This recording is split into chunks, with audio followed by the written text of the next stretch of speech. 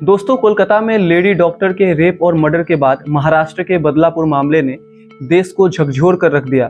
इसी बीच बुधवार को एसोसिएशन फॉर डेमोक्रेटिक रिफॉर्म यानी एडीआर की एक रिपोर्ट सामने आई है, जिसके अनुसार 151 मौजूदा विधायकों और सांसदों के खिलाफ महिला उत्पीड़न के मामले दर्ज है। ये आंकड़े डराने वाले हैं। एडीआर की 300 पन्नों की इस रिपोर्ट में इस बात की जानकारी साझा की गई है कि कितने सांसदों, विधायकों पर महिलाओं के खिलाफ अपराध, बलात्कार के आरोप लगे हैं। साथ ही यह भी जानकारी दी गई है कि कितने विधायक और सांसद किस पार्टी के हैं। इस रिपोर्ट के लिए एडीआर और नेशनल इलेक्शन वॉच ने संयुक्त रूप से देश के कुल 4,809 मौजूदा सांसदों और विधायकों में से 4,693 के चुनाव आयोग को सौंपे गए हलफनामों का अध्ययन किया है। इन हलफनामों में सांसदों और विधायकों ने अपने खिलाफ दर्ज मामलों की जानकारी दी है। बता दें कि इसमें 776 मौजूदा सांसदों में से 755 और 4,033 विधायकों में से 3,938 विधायकों के हलफनामे शामिल है। एडीआर और इलेक्शन वॉच ने यह जानकारी 2019 से 2024 तक हुए चुनाव और उपचुनाव के बीच जारी हलफनामे का अध्ययन किया है। इस रिपोर्ट में विस्तृत जानकारी दी गई है कि इनमें से कितने सांसदों के खिलाफ महिलाओं से संबंधित अपराध में मामले दर्ज हैं।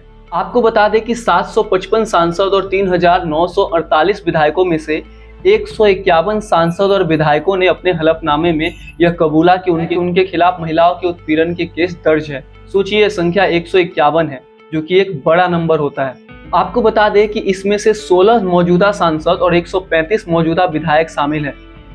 आपको जानकर शर्म और गुस्सा दोनों आएगा कि हलफनामे में जिस आरोप का जिक्र किया गया है उसमें बलात्कार, हत्या, महिला के साथ दुर्व्यवहार, छेड़छाड़, नाबालिग लड़कियों के खरीद फरोख्त के मामले भी दर्ज हैं।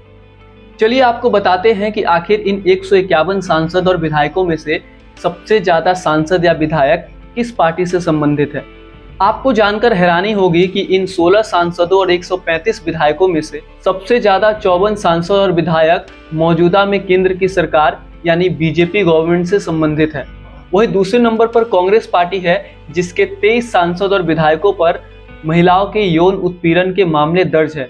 तीसरे नंबर पर तेलुगु देशम पार्टी आती है, जिसके सांसद और विधायकों की संख्या 17 है। इसके बाद आम आदमी पार्टी, जिसके सांसद और विधायकों की संख्या 13 है। अखिल भारतीय तृणमूल कांग्रेस के विधायकों और सांसदों की संख्या 10 है, जिन पर महिलाओं के यौन उत्पीड़न और बलात्कार जैसे मामले दर्ज हैं। इनमें से 5 राष्ट्रीय जनता दल यानी आरजेडी के हैं। रिपोर्ट में कहा गया है कि बीजेपी के ज्यादातर प्रतिनिधि यानी 44 विधायक और 10 सांसदों पर महिलाओं के खिलाफ यौन उत्पीड़न के मामले दर्ज हैं। हालांकि कुछ लोग यह तर्क भी दे सकते हैं कि चूंकि इस वक्त पूरे देश भर में सबसे ज्यादा सांसद और विधायक बीजेपी से है, इसीलिए उनका आंकड़ा ज्यादा है। इस तर्क को लेकर कुछ बीजेपी नेता इसको भी डिफेंड कर रहे हैं। वो कह रहे हैं कि पूरे देश भर में सबसे ज्यादा हमारे विधायक और सांसद है, इसीलिए यह आंकड़ा हमारी पार्टी से ज्यादा है। चलिए अब आपको राज्यों के हिसाब से यानी स्टेट्स के आधार पर बताते हैं कि किस राज्य के विधायक और सांसद के खिलाफ सबसे ज्यादा महिलाओं के खिलाफ आरोप दर्ज है। पहले नंबर पर पश्चिम बंगाल है, जबकि दूसरे नंबर पर आंध्र प्रदेश है, जहां के विधायक और सांसदों के ऊपर महिलाओं के ऊपर अत्याचार के मामले दर्ज हैं।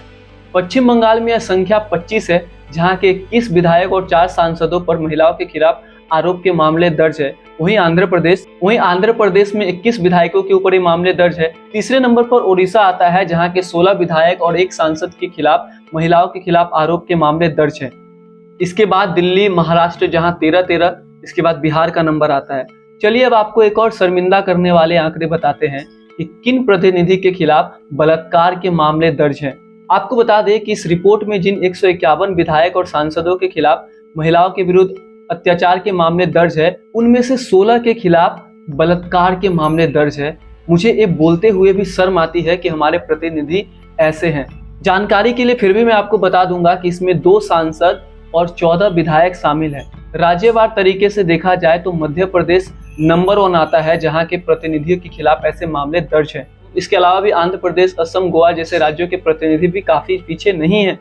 बहरहाल सरकार में शामिल लोग के खिलाफ ऐसे मामले हैं, तो उन जाहिल गवारों से क्या उम्मीद की जाए जो दिन भर नशे में रहते हैं और महिलाओं को एक ऑब्जेक्ट की तरह ट्रीट करते हैं। मैं एज ए इंडियन यहाँ पे अपना एक ओपिनियन देना चाहूंगा। अगर हम हवलदार के जॉब के लिए भी जाते हैं तो हमें बहुत सारे कैरेक्टर सर्टिफिकेट्स, आप पे कोई केस नहीं होना चाहिए, जैसी जो डॉक्यूमेंट है वो मांगी जाती है। क्यों ना ऐसे लोग जो देश का सरकार चलाते हैं उनके खिलाफ भी ऐसा रूल्स आए कि अगर आप पे बलात्कार के मामले हैं तो आप चुनाव नहीं लड़ सकते हैं। ऐसा क्यों नहीं हो सकता? आप सोचिएगा जरूर। तब तक के लिए अपना बहुत ख्याल रखिए, अपने देश से प्यार कीजिए और अपने प्रतिनिधियों से सवाल कीजिए। और अगली बार जब आप वोट करने जाइएगा तो कोलकाता में उस ट्रेनी महिला की घटना को याद कीजिएगा, बदलापुर की घटना को याद कीजिएगा और दिल्ली की निर्भया को भी एक बार जरूर याद कर लीजिएगा। बहरहाल, देश बदलने से पहले खुद को बदलिए। तब तक के लिए अपना बहुत ख्याल रखिए। धन्यवाद।